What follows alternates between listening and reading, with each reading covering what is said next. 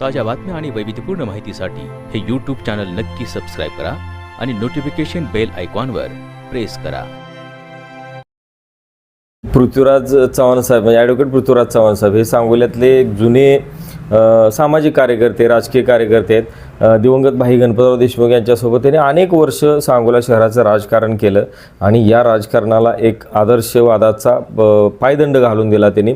सांगोला शहरातल्या या एकूण नगर परिषदेच्या विकासाचे जे टप्पे आहेत त्याच्यातला एक महत्त्वाचा टप्पा भाऊंच्या म्हणजे पृथ्वीराज भाऊंच्या काळामध्ये घडलेला आहे. भाऊ आता सांगतो तुम्हाला. हां, नगर परिषदेचं त्या काळातले जे आठवण होते, कारण तुम्ही त्या काळात काही अधिकाऱ्यांवर कारवाई केली, तुम्ही शिस्तीचे नगराध्यक्ष म्हणून त्या काळात एवढं मोठं नाव आज ही आठवण काढली जाते, ती किस्से काय आहेत नेमके? सांगतो. हा, पहिले आता एक प्रश्न सांगतो बर की सांगोला गावाला पाण्याची टंचाई ही कायमची होती बर आणि ह्या गावाला पाणी पुरवठा होत नव्हता, त्यामुळं टँकर मागवावे लागायचे. म्हणून नेहमी कोणी पुढारी कोणी आलं की त्याच्या पुढं गारानं आमचे पाण्याचं बघा. पाण्याच्या फक्त 2 विहिरी होत्या, एक शाडू विहीर आणि एक राहट गाडगं. बर तेवढ्यावर काही पाणी पुरत नव्हतं. 1977ला पाणी इतकं आटून गेलं की पहिली योजना होती ती 1969ला बर ती चांडोलेवाडीवरनं पाणी यायचं. बर आणि ते पाणी गावात येऊन पुरेसं नव्हतं, पण चांगलं खडकाचं स्वच्छ होतं. ती विहीर आटली नंतर तोपर्यंत 8 बुजले बर आणि आता गाव उठायची पाळी आली आणि फार आम्हाला टेन्शन आलं. गणपतराव मी टेन्शन इतकं आलं की मला त्या पुण्याच्या सरदेसाई डॉक्टरनी सांगितलं, तुम्हाला बीपीची गोळी घ्या, तुम्हाला जोरदार टेन्शन आहे, शरीरात काही नाही, मेंटल फार आहे. मग तिथून आम्ही 6 मैलावरून कम्युनिटी वेल होती अकोल्याला, तिथनं 3 आठवड्यात 6 लाख रुपये खर्चून पाणी 6 मैलावरनं आणलं. गणपतरावने आम्ही जाऊन भेट घेतली. शरद पवार त्यावेळेला हे होते आपले पालकमंत्री आणि ते खांडेकर कलेक्टरकडनं पैसे आणून रोजगार हमीतले मजूर आणले आणि 3 आठवड्यात सांगोल्याला नळातनं पाणी आलं. ते पाणी बरेच दिवस पडलं तरी कमी पडलं म्हणून पुन्हा मान नदीतनं विहीर घेतलं संगमाचं पाणी. तिथं माझ्या पक्षकाराकडनं जमीन फुकट द्यायला लावली. ते पुरेला लोकसंख्या वाढायला लागली. माझ्या पंढराची पुढे गेली. तिथून पुन्हा चिंचोली टँकचं पाणी आपला तलाव चिंचोलीचा त्याच्यात ते पाणी सोडायचे. पण एवढं करून की पाण्याचा प्रश्न सुटत नव्हता. शेवटी आमदारांनी जास्त लक्ष देऊन तो सरकारकडनं सांगोल्याचं ह्याची योजना 30-22 ती वेतन ठेव आणि 81 गावासाठी शिरबावी असे पुन्हा सांगोल्याला 10% भरायचे लोकसत्ता दाखवून मी कमी केले, ते फुकट मिळालं. नंतर जवळची 100 कोटीची योजना महाराष्ट्रात नाही अशी केली. आणि ग्रामीण भागात पाण्याचा प्रश्न कसा महत्वाचा आहे ह्यावर गणपतराव खूप वेळा बोलले आणि त्याच्यामुळे सरकारने ते धोरण घेऊन हे टँकर कमी झाले आणि शंकरमुक्त तालुका आबासाहेबांच्या काळात त्यांनी करून दाखवला. मला त्या काळातल्या अजून काही गोष्टी कानावर येतात, म्हणजे चर्चा असते लोकांमध्ये, तुम्ही एवढं शिस्तीचे नगराध्यक्ष होता की काय अधिकाऱ्यांवर तुम्ही कारवाई केली. हा एक मुद्दा घेऊन आपण शेवटाकडे येऊया आताच्या राजकारणात. तर तो मुद्दा सांगा मला, काय किस्सा होता? म्हणजे एक चीफ ऑफिसर आले, तर काही नाव घ्यायचं कारण नाही, त्या काळचे मुख्याधिकारी महाविक्षिप्त आणि हुकुमशाही प्रवृत्तीचे, ते स्वतःला साधं समजायचे आणि सगळं कारभार आपल्या तंत्राने चालावा.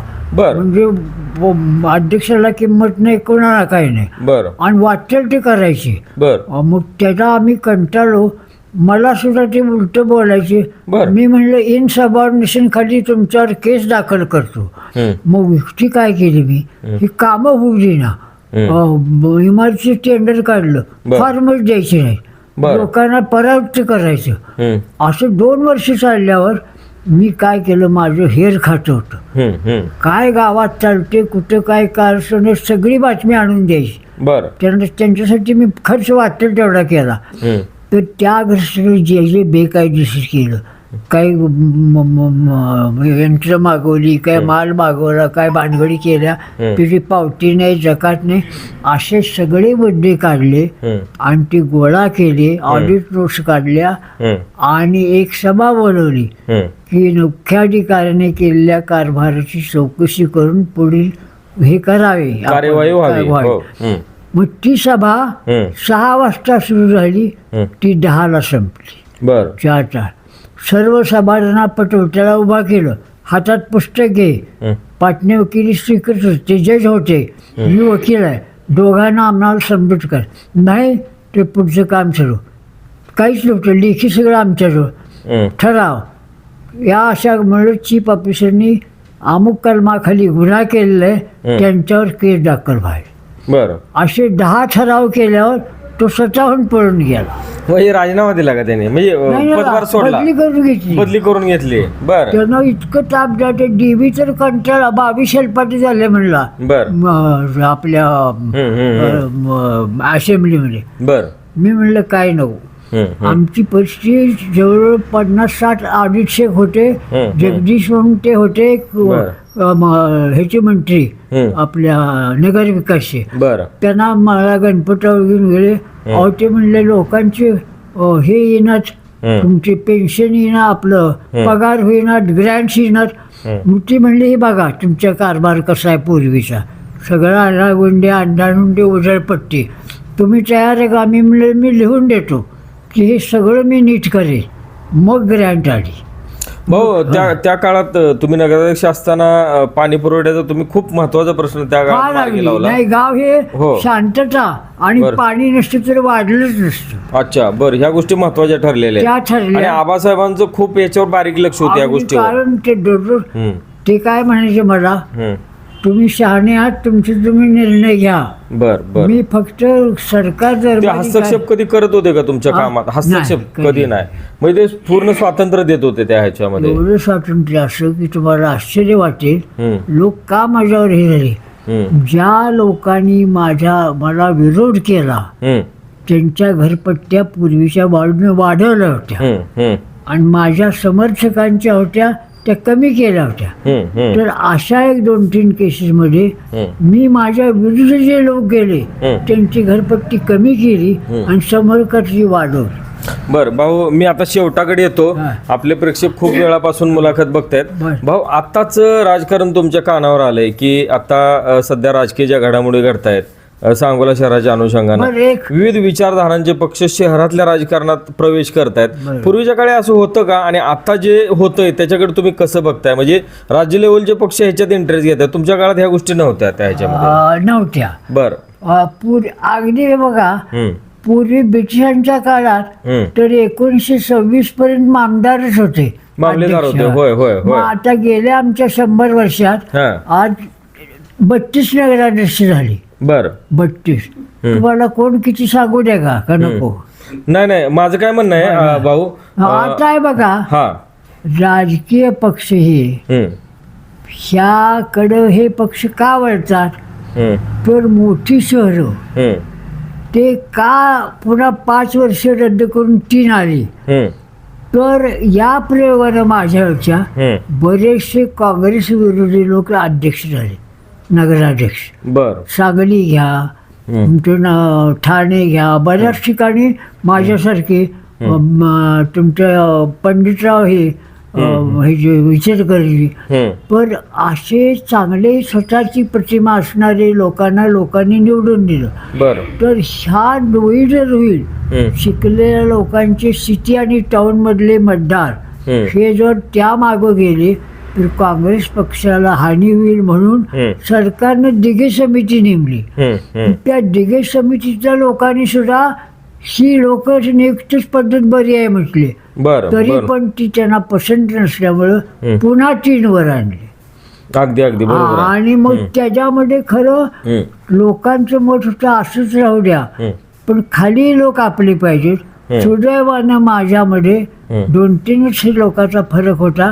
पण सगळ्यात तुम्हाला सांगण्याचं महत्व असं, 50 आमच्या जनरल सभा झाल्या 2 महिन्यात एक या 5-6 वर्षात. तर माझ्या या इतक्या सभेमध्ये आमचे 23 लोक होते, 22 लोकांनी एकमतानं ठराव, एकाही ठरावाला विरोध नाही, एक मतानं ठराव. आणि मी काय भाऊ आता ह्या गोष्टी आता होत नाहीत, आता अंगावर जातात, म्हणजे बैठकीत इतका गोंधळ असतो. मी ते पुढे ठेवतो आणि सांगायचं, कळलं का, समजून घ्या आणि मग मत द्या, मी सांगतो म्हणून नाही. अच्छा, समजून सांगायचं, पटवून द्यायचं त्यांना. दुसरं असं तुम्हाला पट्ट सांगतो, आर्थिक पारदर्शकता. त्या ठिकाणी गेल्यानंतर मोठ्या कामाच्या बाबतीत सगळ्या मेंबरना घेऊन हे काम बघा, किती राहिलं, रनिंग बिल किती, कॉन्ट्रॅक्टरला किती पैसे देऊ द्या, सांगा, सही करतो. सही करणार, लगेच त्या चीफ ऑफिसरला सही कर आणि ती घेऊन ताब्यात देणार. बरं भाऊ, मी आता शेवटाकडे येतो, आपण बरेच वेळ बोलतोय, अगदी 2 मिनिटात संपूया. अलीकडच्या काळात राजकारण बदलतंय, तुमचा काळ खूप वेगळा होता, म्हणजे त्याची तुलना अगदी नका एवढी सुद्धा होऊ शकत नाही. आता पैशाला फार महत्व आले, ज्याच्याकडं लाखाच्या पटीतले पैसे मोजले जातात, 40 लाख आहेत का 50 लाख आहेत काय का, आता कोटीची भाषा. शहराच्या बाबतीत म्हणलं तर 40-50 लाख रुपयाची मोजदाद होते, एवढे पैसे खर्चायला आहेत का. आता ते बरोबर की चूक हा नंतरचा विषय, कारण काळ बदललाय, खर्चाचे सगळे टप्पे बदललेत, ह्या सगळ्या गोष्टी आहेत. तर या सगळ्या निवडणुकीच्या राजकारणामध्ये विचारधारा, एकनिष्ठता, शहराप्रतीची आत्मीयता, या सगळ्या गोष्टीचा विचार सगळ्या लोकांनी करणं गरजेचं आहे. तुम्ही जे निवडणूक लढवत आहेत ते पक्ष, त्या पक्षांचे नेते, त्या पक्षाचे उमेदवार आणि शहरातले सगळे मतदार यांना काय संदेश द्याल, कारण तुम्ही इतके ज्येष्ठ आहात, तुमच्या प्रत्येक शब्दाला शहराच्या दृष्टीनं फार महत्व आहे, काय संदेश द्याल भाऊ? संदेश म्हणजे का, पहिल्यांदा बरेचसे जे निवडणुकीला जाणार आहेत ते साक्षर आणि वाचता वाचता येणारे पाहिजेत, त्यांना म्युन्सिपल ऍक्टची माहिती पाहिजे. आणि तेवढं ज्ञान, ज्या संस्थेचा कारभार आहे तो कसा चालतो हे बेसिक थोडंफार ज्ञान पाहिजे. बरोबर आहे, एक भाग. आणि एखाद्या गावाचा विकास करायचा झाला तर 3 लोक मला आवश्यक वाटतात. एका त्या गावाचा चांगला वकील, चांगला डॉक्टर आणि इंजिनियर, असे 3 लोक सभासद असावेत. त्याखेरीज गावाचा विकास सर्वांगीण होणार नाही. आणि दुसरं असं, हे पैशाचं जे तंत्र आहे हे लोकांना असं पटवून दिलं पाहिजे की तुम्ही समजा 5,000 रुपये नोटाचे घेतले आणि 5 वर्ष कारभार केला, दिवसाला किती पडले? दिवसाला अर्धा कप, 1 कप नाही, 1 कप पण नाही, 5 रुपये पण नाही पडू शकत. 1 कप चहा मिळत नाही आणि तुम्ही 5 वर्ष त्याला बोकांडी घ्यायचं पैसे देऊन, ते न उजळायची. जरा विचार करा. बर असं लोकशिक्षण हे असं द्यायला पाहिजे. आणि यासाठी आता मला काय म्हणून शिकलेले जे लोक म्हणतात त्यांनी भाग घ्यायला पाहिजे, सुशिक्षणाने आलं पाहिजे राजकारणामध्ये. काय आहे, मला सुद्धा लोक काय म्हणले, अहो एवढं वैभव सगळं सोडून कशाला गटार रंगे. मी म्हणलं ह्या गटारात मी गंगा आणणार आहे. क्या बात आहे. बर. आणि म्हणलं शहाणे शिकलेले हे बाजूला राहतात, गप्प बसतात, अंगाला काही काढून घेतात, पण अपेक्षा व्यक्त करतात त्या लोकांकडनं. त्यामुळं अडाणी डोक्यावर बसणारच. अच्छा, बर. बाकी रिकामी राहत नाही. सुशिक्षित लोक या राजकारणामध्ये आले पाहिजेत. अच्छा, ते पाहिजेत म्हणजे उपकार नव्हे, तुम्हाला चांगलं जगायचं असलं तर. अच्छा, बर. कारण आजची परिस्थिती गंमत अशी आहे की पु ल देशपांडे काय म्हणले, आता मरायची भीती वाटत नाही, जगायची भीती वाटते. किती अर्थ आहे त्याच्यामध्ये. प्रत्येक मतदारानं आपल्या सदस्य बुद्धीचा कौल जो आपण देतो तो कार्य करेल का, स्वार्थ साधणार नाही, पक्षांतर करणार नाही, जनतेत सतत राहील आणि जनतेची सेवा करेल, अशा तऱ्हेच्या लोकांच्या मध्ये भावना निर्माण होतील. आणि असं समजून करावे, कुठले पक्ष, पार्टी, पंथ, धर्म, भाषा त्या बंधनाच्या पलीकडे जाऊन निखळ मनुष्य म्हणून निस्वार्थी उमेदवाराला तुम्ही असं द्यावं. बरोबर आहे. हो, असा हा संदेश राहील. आणि हे शेवटी जे करायचं आहे हे आपल्याला सामुदायिक जगायचं आहे. वैयक्तिक जगण्याला महत्व नाही. शेवटी सहयोग, सहमती, सहकार्य म्हणजे हे एकत्र येऊनच तुम्हाला पुढे जायचं बरं का. चालते भाऊ, मी आता मुलाखत थांबवतो. थांबा. मंडळी, तुम्ही बघितलं की पृथ्वीराज चव्हाण साहेब म्हणजे ॲडव्होकेट पृथ्वीराज चव्हाण साहेब हे सांगोल्यातले एक जुने सामाजिक कार्यकर्ते, राजकीय कार्यकर्ते आहेत. दिवंगत भाई गणपतराव देशमुख यांच्यासोबत त्यांनी अनेक वर्ष सांगोला शहराचं राजकारण केलं आणि या राजकारणाला एक आदर्शवादाचा पायदंड घालून दिला त्यांनी. सांगोला शहरातल्या या एकूण नगर परिषदेच्या विकासाचे जे टप्पे आहेत त्याच्यातला एक महत्त्वाचा टप्पा भाऊंच्या म्हणजे पृथ्वीराज भाऊंच्या काळामध्ये घडलेला आहे. पृथ्वीराज भाऊने आपल्याला ही गोष्ट सांगितली की या सांगोला नगर परिषदेच्या निवडणुकीमध्ये आपण निस्वार्थी भावनेनं की जे काहीतरी जाऊन काम करू शकतात लोकांसाठी, कुठल्या अपेक्षा ठेवून तिथं जाणार नाहीत अशा लोकांना तुम्ही प्राधान्याने निवडून द्या. त्यांनी राजकीय पक्षांवर टीका करणं टाळलेलं आहे, कारण त्यांचं म्हणणं असं आहे की मी या वयात या विषयावर बोलणं बरोबर वाटत नाही. जे निर्णय घ्यायचे ते लोकांनी घ्यावा, सतसत विवेकबुद्धी समोर ठेवून घ्यावा. मंडळी, भाऊंचं वय आता जवळपास 92-93च्या पुढं आहे. एवढ्या वयात सुद्धा म्हणजे खरं तर मी त्यांच्या फार जवळ बसून त्यांच्याशी बोलत होतो, कारण फक्त त्यांना थोडंसं ऐकण्यासाठी कमी येते, बाकी त्यांची बुद्धी तल्लक आहे, नजर खूप तल्लक आहे. तर एवढ्या याच्यामध्ये सुद्धा भाऊंनी आम्हाला वेळ दिला, आमच्याशी संवाद साधला आणि अगदी या नगर परिषदेच्या राजकारणाच्या संदर्भातले महत्त्वाचे त्यांनी दावे आणि खुलासे केलेले. भाऊ, तुम्ही आमच्याशी बोलला, खूप खूप बरं वाटलं. तुम्ही 100 पूर्ण करावी आणि त्या निमित्तानं सुद्धा मी तुमच्याकडे मुलाखत घ्यायला येईन. तुमच्या पुढच्या आरोग्यदायी आयुष्यासाठी मनापासून शुभेच्छा. मी इथंच थांबतो. धन्यवाद मंडळी, धन्यवाद. ताज्या बातम्या आणि वैविध्यपूर्ण माहितीसाठी हे यूट्यूब चॅनल नक्की सबस्क्राईब करा आणि नोटिफिकेशन बेल आयकॉनवर प्रेस करा.